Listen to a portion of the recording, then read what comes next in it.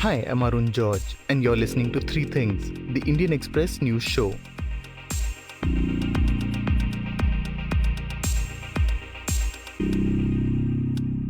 In today's episode, we are analyzing why Deepak Kochhar, the husband of former ICICI Bank CEO Chanda Kochhar, has been arrested. We're also looking at the arrest of actor Rhea Chakraborty in a narcotics case. But first, we're looking at the spike of COVID-19 cases in Pune in Maharashtra that has resulted in it becoming the city which has had the most number of cases. We're also looking at how a plan to set up a jumbo hospital in the city to handle the surge went awry. On Monday, the number of confirmed cases of COVID-19 in Pune hit 2 lakh. By breaching this mark, the city has detected the highest number of cases in the country, higher even than cities like Mumbai or Delhi. Anuradha Mascarenhas, a senior editor with the Indian Express who covers public health, said that one reason Pune has seen a spike in cases is because of the high number of tests being carried out. We have, in the last 4 weeks, at least touched 80,000 new cases. So, the positivity rate is 24%. The recovery is also high, and we are testing more. However, one thing what has not adequately happened is the contact tracing. Anuradha says at least 12 close contacts of a person who tests positive for COVID-19 need to be checked on. But that's not happening enough in the city. But she says the administration is doing what it can to deal with the surge. The Pune administration has been increasing the bed strength, and like Bombay, maybe we did begin a little late. But now we are dealing with some concerns like oxygen availability, then trying to ensure that critical cases, basically early treatment. So catch them early instead of, turning really critical and then the numbers go high. So all this has been happening the last couple of months. So even if Pune had recorded the first case in Maharashtra, it took a little while for everybody to set things up, get private players, and then give a renewed kind of focus on management. And as of now, at least 30% of the patients in Pune are coming from the rural areas and even other districts. So, what are the challenges the city is facing as it deals with this spike in cases? So basically, oxygen availability is an issue, and bed management, because of whatever predictions are being made by central authorities or modeling research teams, the cases are still on the rise, and September, October are going to be months to watch out for. Plus, time and again, doctors have been telling, experts have been urging people not to come out in huge numbers, to observe social distancing, to kind of wear masks. Anuradha says another challenge is protecting those who are most at risk, senior citizens with conditions like hypertension or diabetes. Another expert who said that, we need to actively find out and trace people who are above 50, above 60, who have comorbidities, and just try to find out if we can give early treatment. For instance, in a recent survey, they just found 7,470 who were suspected with COVID. But these are like, they have never ventured out. They've just been at their homes, but they're 60 above, and they have some comorbid conditions like diabetes, hypertension, etc. And at least 1,724 were positive. So you can easily see the spread of this virus. Anuradha says the administration is also trying to find more doctors and get as much as possible out of private hospitals. The city's administration is also trying to get doctors from other states. But there are still situations where patients can't find a bed. There have been at least 5 instances that I immediately remember where people have been, roaming around and not been able to get a bed, a hospital bed, an oxygen bed. And there are some very good hospitals where obviously some beds are reserved in the ICU because they have their own patients who might turn critical. So if that patient turns critical, then where does that patient go? From the ICU, if he wants ventilation, artificial ventilation, then that bed is reserved for that patient. But there is a divisional commissioner's corona dashboard where, the availability of beds is shown. The only thing is that there are beds. Some people do want to go to some hospitals which are really well known, like Ruby Hall or Jahangir or Sayadri or KEM. So, the rush towards these hospitals a little more, which means that other hospitals which are in the far-flung areas may have beds, but however, that is not being utilized enough.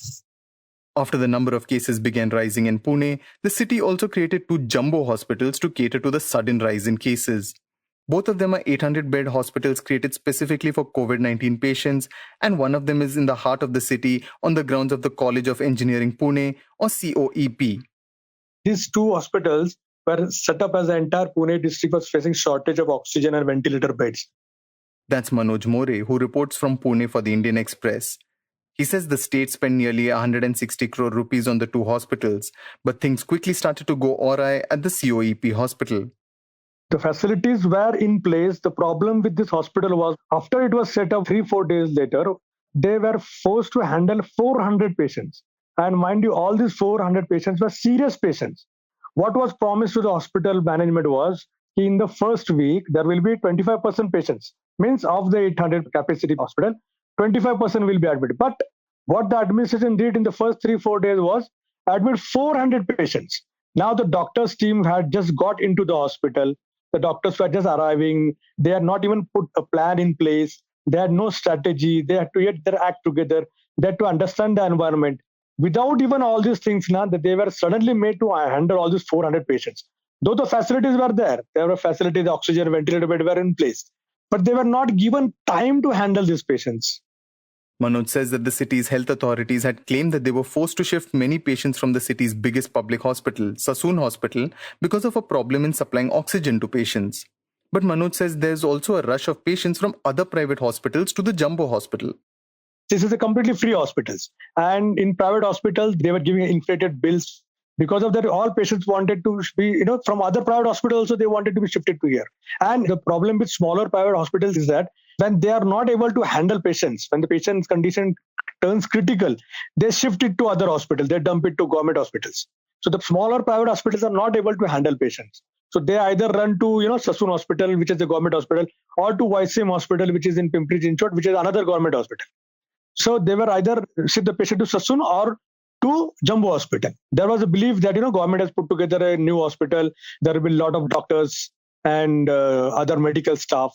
So from all of Pune district, patients were being shifted not only from Sassoon Hospital, also from other hospitals to Jumbo Hospital, and it is located at a very convenient place. And besides, it's a free hospital.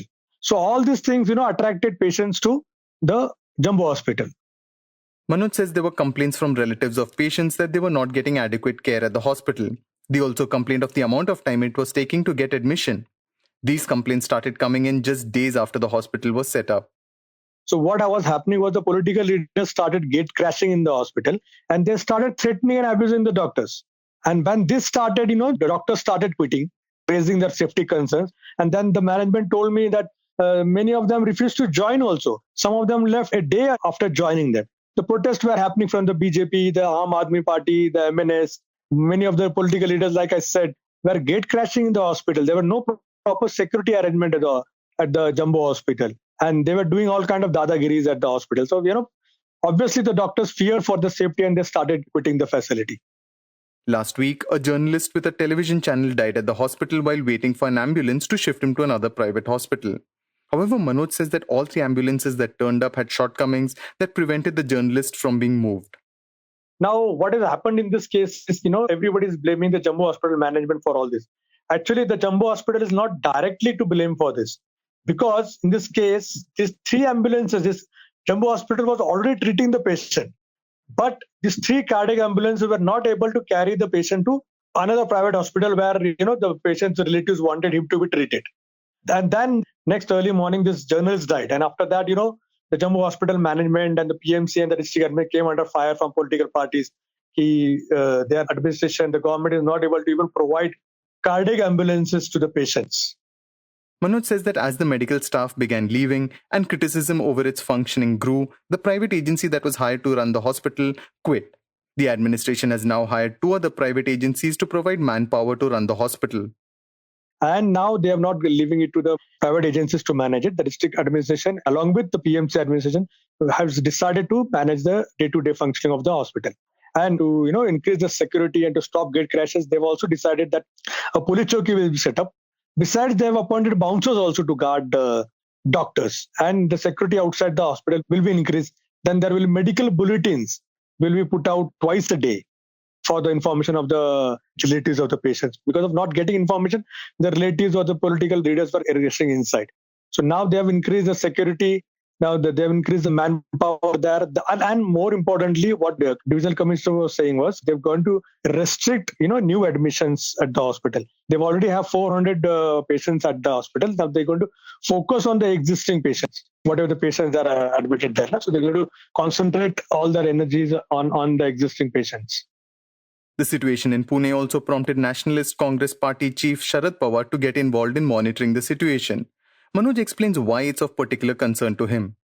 First and foremost, Mr. Sharad Pawar lives in Pune. He has a residential address from Pune, and he has been elected from Baramati, which is in Pune district. He has been elected for last 40 years. And then NCP, his party is a party of Western Maharashtra. NCP has always ruled, has had many MLAs from Western Maharashtra cities, districts of Kolhapur, Sangli, Satara, Pune, Solapur, all these Western Maharashtra districts. They have dominated Western Maharashtra district. So obviously, when the cases started rising, when all the attention of the entire state and even of the country was on Pune, Pawar, it's his personal reputation, his image was at stake. So he took matters in his own hands. Pawar visited the civic bodies of Pune and neighbouring Pimpri Chinchwad to speak with officials about handling the pandemic. He directed them to handle things better and also promised all possible support that they may need. Manoj says that all this has helped, and the civic body has taken multiple steps to ensure that all patients get everything they need, from ventilators to reduced healthcare costs at private hospitals. After Pawar stepping in, a lot of things are happening now. And obviously, Pawar is now sitting on the head of the officials here and getting things done. And I'm sure, in the coming days, the cases will also rise. It's already projected that, by the end of September, the cases are going to go down. Before we get to the next segment, I just wanted your quick attention. One of the big reasons people say that they like this show is because it helps them understand the news better. It provides them with the context they need to see the bigger picture. And there's perhaps no other place that does this better than the Indian Express's Explained section. We on 3 Things refer to the section regularly, and it helps us make this show. If you're a regular reader of the newspaper, you know how useful the Explained section can be, especially when you're looking for in-depth analysis by the right experts. You can log into indianexpress.com/explained and access their coverage 24/7. Explained by the Indian Express, where news that matters is explained by experts who know the subject. Now, back to the show. On Monday, the Enforcement Directorate arrested Deepak Kochhar, the husband of former ICICI Bank CEO Chanda Kochhar. The agency arrested him as part of its probe into the allegations against his wife Chanda and Videocon Group Chairman Venugopal Dhoot.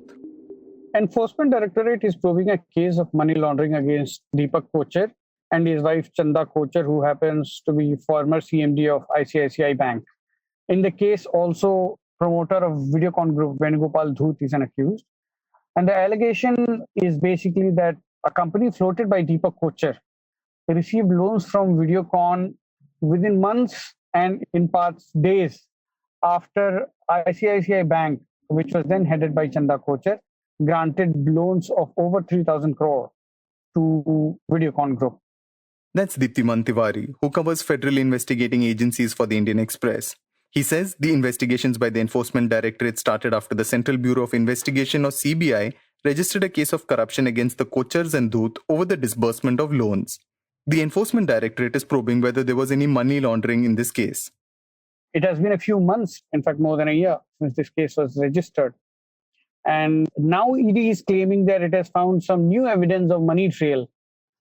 And based on that, it had called Mr. Deepak Kochhar for questioning to Delhi. But citing the pandemic, he said he could not come.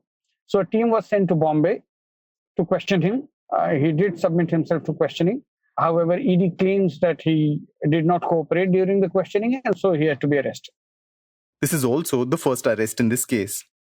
None of the Kochhars have been arrested in this case either by CBI or ED as yet. They have been questioned multiple times by both the agencies. However, they hadn't been arrested as yet. This is the first time anyone accused in this case is being arrested. The investigations into the Kochhars began after an exclusive report by the Indian Express's Sandeep Singh and Krishan Kaushik in March 2018. They reported how in December 2008, Venugopal Dhoot of the Videocon Group set up a company with Deepak Kochhar and 2 of Chanda Kochhar's relatives. Dhoot then gave a loan of 64 crore rupees to this company through a firm that was fully owned by him. Dhoot then transferred the entire ownership of the company that gave the loan to a trust headed by Deepak Kochhar for just 9 lakh rupees. So for 9 lakh, Deepak Kochhar ended up having a free loan of rupees 64 crore. The transfer of the company to Deepak Kochhar happened 6 months after the Videocon group got a loan of 3,250 crore rupees from ICICI Bank. Chanda Kochhar was part of the committee that approved the loan. Almost 86% of that loan remained unpaid, and ICICI Bank declared the Videocon account a non-performing asset in 2017. This was interpreted as a quid pro quo for the loans given by ICICI Bank to Videocon Limited. ED alleges that the 64 crore that was given by Venugopal Dhoot's company to Deepak Kochhar's company was actually drawn out from the same rupees 300 crore which ICICI Bank had loaned him. So they were using the same money to basically give what CBI is called as bribes to the Kochhar family. The Enforcement Directorate says that they have found that more money had been subsequently allocated to Videocon by ICICI Bank. ED has alleged that loans were refinanced and new loan aggregating to rupees 1,730 crore was sanctioned to Videocon Limited and its group companies, which became NPAs in around June 2017. Since it began its probe, Deeptiman says that the Enforcement Directorate has also seized property belonging to the Kochhar family. And ED has, in January this year, attached assets worth over rupees 78 crore belonging to the Kochhar family. These include residential flats, land, cash, and plant and machinery of some of the companies that Deepak Kochhar owned. Deeptiman says that both the CBI and ED have been probing the case for close to a year now, but we're still to get a clear picture of the evidence they've obtained. Both agencies have claimed that their investigations are at a very advanced stage and that they will file a charge sheet in the case very soon. However, as yet, it's been a long time since the case was registered. As yet, none of the agencies have filed a charge sheet in the case. So exactly what kind of evidence they have and whether it will stand the scrutiny of the court in the long run is yet to be ascertained. On Tuesday, Deepak Kochhar was produced before a court where he was remanded to the custody of the Enforcement Directorate till the 19th of September. रिया चक्रवर्ती ने हाथ दिखाया है लोगों को और गाड़ियां में बैठ चुकी है अब यहां से पुलिस की गाड़ियां एस्कॉर्ट करेंगी. Actor Rhea Chakraborty was arrested by the Narcotics Control Bureau in a case connected with the death of actor Sushant Singh Rajput. Chakraborty is the 10th person to be arrested in the case. Her brother, Rajput's former cook and housekeeper, are among the 10 people who were arrested earlier in the case. The agency said that Rhea was arrested on the basis of WhatsApp chats and the statements of other accused. The actor's arrest came after she was interrogated by the agency for a couple of days. A Narcotics Control Bureau official said they wouldn't be seeking her custody since they had already interrogated her for the last 2 days. However, while seeking that Chakraborty be remanded to judicial custody, the federal agency claimed that she was involved in getting drugs for Sushant Singh Rajput and both of them had paid for the narcotics. The agency claimed that this proved she was an active member of a drug syndicate. Chakraborty's lawyer issued a statement saying that her arrest was a travesty of justice. You were listening to The Three Things by the Indian Express. Today's show was written and produced by me, Arun George, and as always, was edited and mixed by our producer, Joshua Thomas. Before we go, here's another reminder to check out Indian Express's Explained page. You can log on to indianexpress.com/explained and find in-depth analysis by the right experts. It has everything you need to know to understand the news better and see the bigger picture. If you like the show, then do subscribe to us wherever you get your podcasts. You can also recommend the show to someone you think will like it. Share it with a friend or someone in your family. It's the best way for people to get to know about us. You can also tweet us at Express Audio and write to us at podcast@indianexpress.com.